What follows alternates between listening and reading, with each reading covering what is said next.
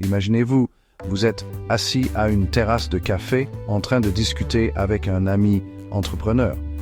Il vient de lancer une boutique en ligne, mais il remarque que beaucoup de clients abandonnent leur panier avant de finaliser leur achat.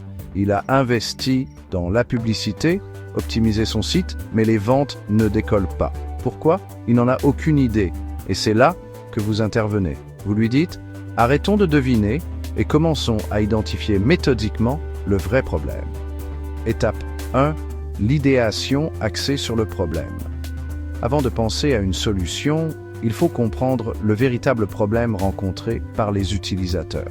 Vous menez une analyse structurée. Vous commencez par des entretiens clients pour identifier les points faibles. Vous analysez des données comme les taux d'abandon, les cartes de chaleur et les commentaires des utilisateurs. Vous schématisez le processus d'achat pour visualiser chaque étape. Vous utilisez des outils comme le diagramme d'Ishikawa ou l'analyse SWOT pour approfondir les causes profondes. Et rapidement, une image claire se dégage, le processus de paiement est trop long et décourageant. Étape 2. Le design sprint. Pour éviter de passer des mois à tester, vous proposez un design sprint de 5 jours. Jour 1, comprendre, plonger au cœur du parcours utilisateur. Identifier les points faibles. Jour 2, esquisser des solutions. Brainstorming structuré, Crazy with S, Storyboard. Explorer des idées comme le paiement en un clic, l'intégration de PayPal ou une barre de progression. Jour 3, décider, vote et sélection des meilleures idées. Conception d'un processus de paiement simplifié en 3 étapes. Jour 4, prototyper. Créer rapidement une maquette interactive avec des outils comme Figma ou Adobe XD. Jour 5, tester. Mener des tests utilisateurs et analyser les commentaires. Résultat, 80% des testeurs trouvent le nouveau processus de paiement plus rapide et plus rassurant. Étape 3, créer des personas. Mais qui sont les vrais clients? Ne les considérez pas comme des clients anonymes. Pensez à eux comme des personas bien définis. Voici Sarah, 30 ans, une maman active.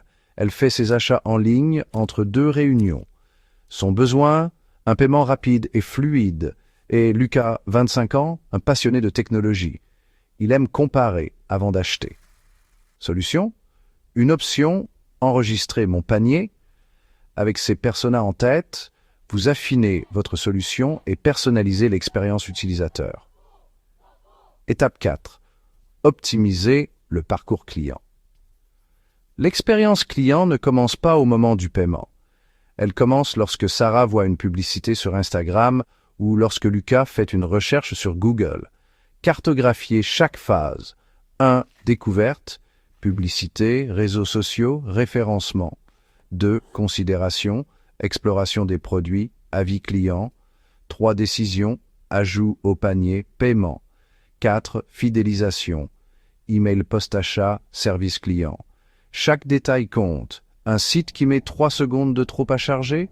Sarah est partie? Pas d'avis client? Lucas hésite et abandonne son panier. Quelques semaines plus tard, votre ami vous appelle, ravi. Les ventes ont augmenté de 30%. Pourquoi? Parce que vous avez suivi une approche méthodique et centrée sur l'utilisateur, idéation axée sur le problème pour comprendre le véritable enjeu. Design sprint pour tester rapidement des solutions, création de personas pour s'adresser à de vrais clients, optimisation du parcours client pour fluidifier l'expérience. Et maintenant, à vous de jouer. Regardez autour de vous, quels problèmes clients pouvez-vous résoudre avec cette méthode? Partagez vos idées en classe et surtout, pensez et appliquez.